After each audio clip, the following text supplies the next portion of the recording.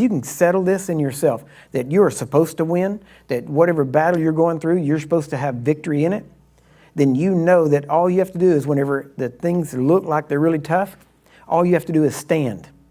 How many of you know there's verses that actually tell us that?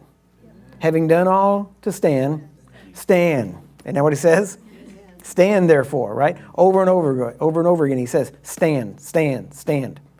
And so many times the best thing you can do in a fight is just stand your ground. That's why he says, give no place to the devil, right? That give no place to the devil. The word place there is topos, where we get the word topography or ground. Give no ground. Don't give an inch. You dig in your heels and you don't back up an inch, right? You have and create a solid front against the enemy. And you tell him, no more. This is it, right?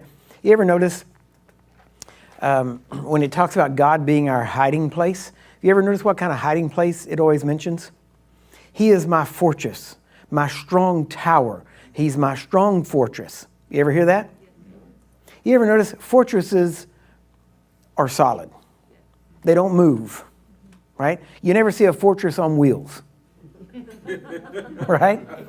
I mean, they're built, they're there. Why? Because they are there to guard the kingdom, right? And those fortresses are solid. They are built to be impenetrable. They are built to withstand any type of attacks. And that's what God is. God does not say, hey, listen, run back, retreat into me. He never says that. He says, run into me. Why? Because he's your strong tower. But he never says, retreat into me. Too often we think of retreating into God.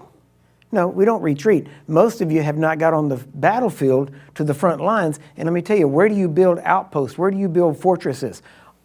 On the outer edges of the kingdom. Why? To guard the kingdom territory. Amen? Amen. See, they didn't put the Great Wall of China in the middle of Peking, or Beijing as it's now, right? Where did they do it? They put it as far out as they could to keep the enemy as far away as they can, to keep the enemy at bay, right? Well, guess what God does? He does not say retreat back into him. He builds his fortress, and his fortress is a great wall around the kingdom, and he is that fortress that we are in. Do you get that? So there's nowhere for us to retreat to. We're in the fortress on the front lines. Do you get that? All right, I'm trying to give you the visual picture.